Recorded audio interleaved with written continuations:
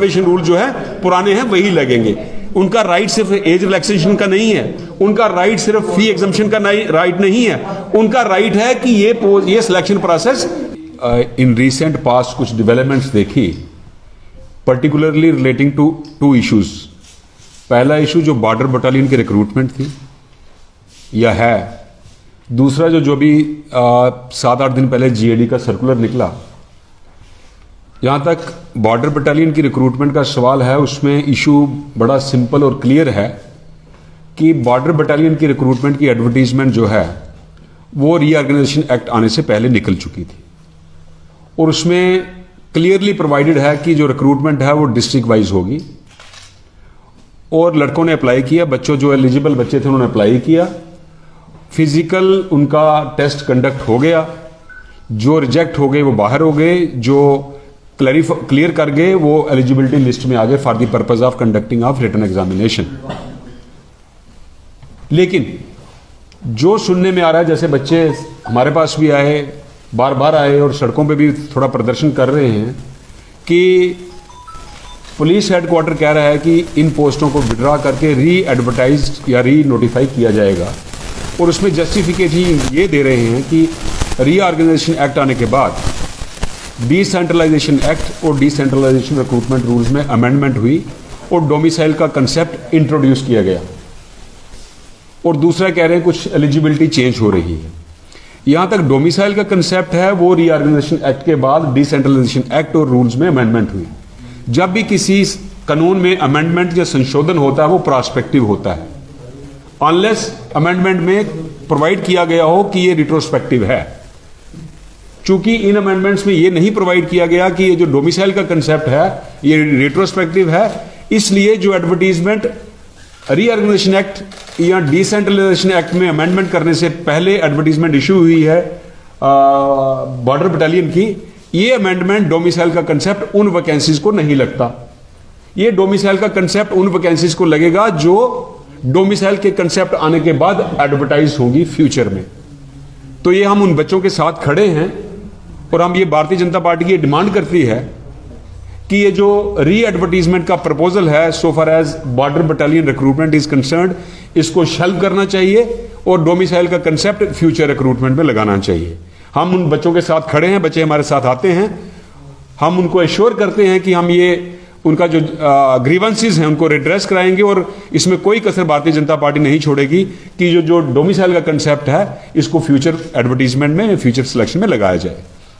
दूसरा इशू ये भी बड़ा क्लियर है, लाउड है कि जनरल एडमिनिस्ट्रेशन डिपार्टमेंट जो कि नोडल डिपार्टमेंट है सभी डिपार्टमेंट्स का, इन्होंने अभी कोई 10 दिन पहले एक सर्कुलर निकाला है कि 31 अक्टूबर 2019 को, फिर ये एक बड़ी क्रूशियल डेट है जिस दिन रीऑर्गेनाइजेशन एक्ट इंप्लीमेंट हुआ, उससे पहले जितनी भी गेस्टेड पोस्ट एसएसआरबी को, जेएंडके पब्लिक सर्विस कमीशन को, जितनी नॉन गेस्टेड पोस्ट जेएंडके एसएसआरबी को रेफर हुई थी, एडवर्टाइज हुई थी, या यहां पे सिलेक्शन कंप्लीट नहीं हुई, या यहां पे सिलेक्शन लिस्ट इशू नहीं हो सकी बिकॉज ऑफ कोर्ट प्रोसीडिंग, यहां कहीं स्टे थे, वो सारी विड्रॉ करके री एडवर्टाइज की जाएंगी।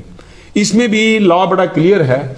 देखिए, मैं आपको क्लियर कर दूं और जम्मू कश्मीर के यूथ को भी क्लियर कर दूं, इवन कि सिलेक्टेड कैंडिडेट्स का कोई राइट नहीं होता अपॉइंटमेंट के लिए। Government can refuse appointment but for justified reasons. फर्ज करो 10 टीचर्स की पोस्टें एडवर्टाइज होती हैं या 10 पटवारियों की पोस्टें एडवर्टाइज होती हैं, जब तक सिलेक्शन होती है 3 पटवारें खत्म हो जाती हैं, मर्ज हो जाती हैं, या 2 स्कूल बंद हो जाते हैं। वो कह सकते हैं कि हमें 10 नहीं 7 पटवारी चाहिए, 10 नहीं 8 टीचर चाहिए क्योंकि इतनी पोस्टें वालिश हो गई। लेकिन वो रीजन होता है अपॉइंटमेंट नहीं देने का, जस्टिफाइड लीगल रीजन।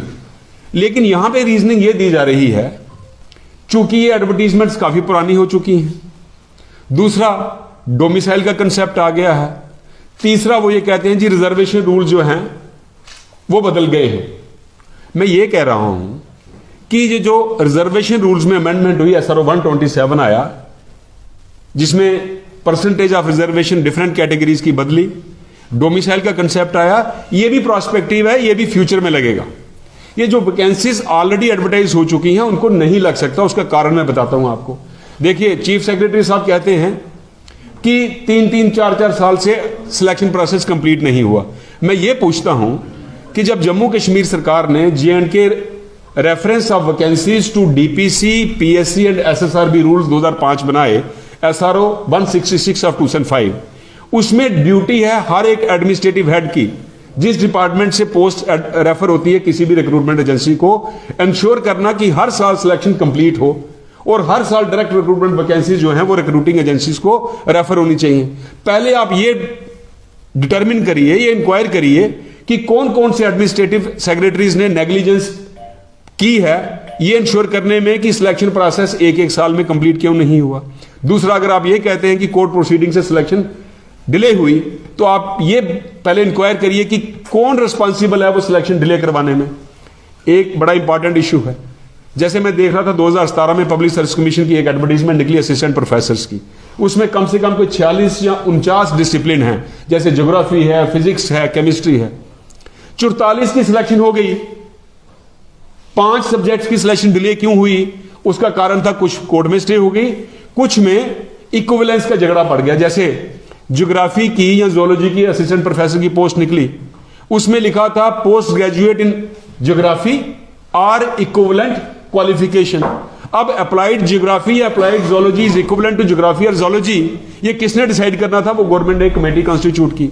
अब कमेटी ने वो रिपोर्ट देने में टाइम लगा दिया, जिनकी इक्विवेलेंस का झगड़ा नहीं था उनकी सिलेक्शन हो गई, जिनका इक्विवेलेंस का झगड़ा था उसमें डिले हो गया। इन द मीनवाइल GAD का सर्कुलर आ गया। आप बताइए उन बच्चों का क्या कसूर है जो ज्योग्राफी या जोलॉजी में पोस्ट ग्रेजुएट थे, अप्लाइड में नहीं थे?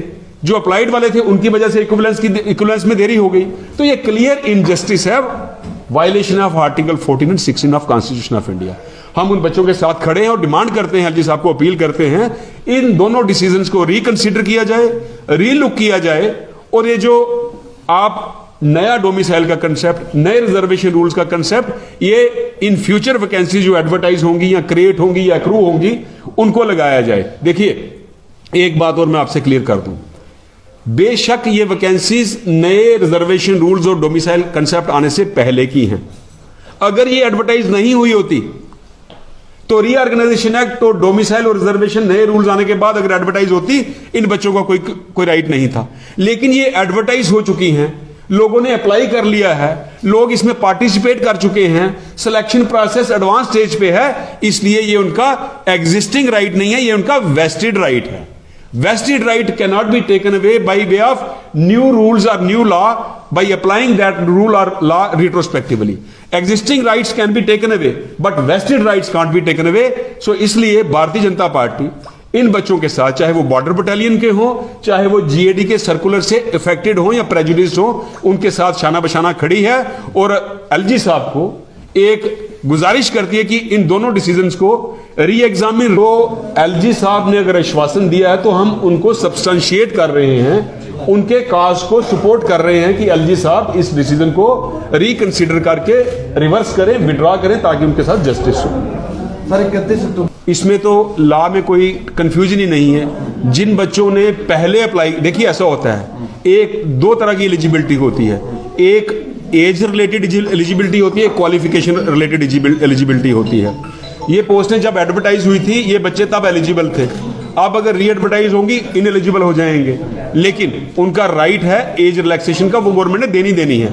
और जो फीस का तो कोई इशू है नहीं, ये गवर्नमेंट ने कोई एहसान नहीं करना कि अगर उनको एज रिलैक्सेशन और फी जो है वो एग्जम्प्ट की जाए। लेकिन उनका सब्सटेंटिव राइट जा रहा है, उनका सब्सटेंटिव राइट है पुराने कानून के मुताबिक सिलेक्शन करना। PRC के कंसेप्ट जब था उसके मुताबिक सिलेक्शन करना, और रिजर्वेशन रूल जो है पुराने हैं वही लगेंगे। उनका राइट सिर्फ एज रिलैक्सेशन का नहीं है, उनका राइट सिर्फ फी एग्जम्पशन का राइट नहीं है, उनका राइट है कि ये सिलेक्शन प्रोसेस पुरानी एडवर्टीजमेंट के मुताबिक कंप्लीट हो और ये पोस्टें री एडवर्टाइज ना हो।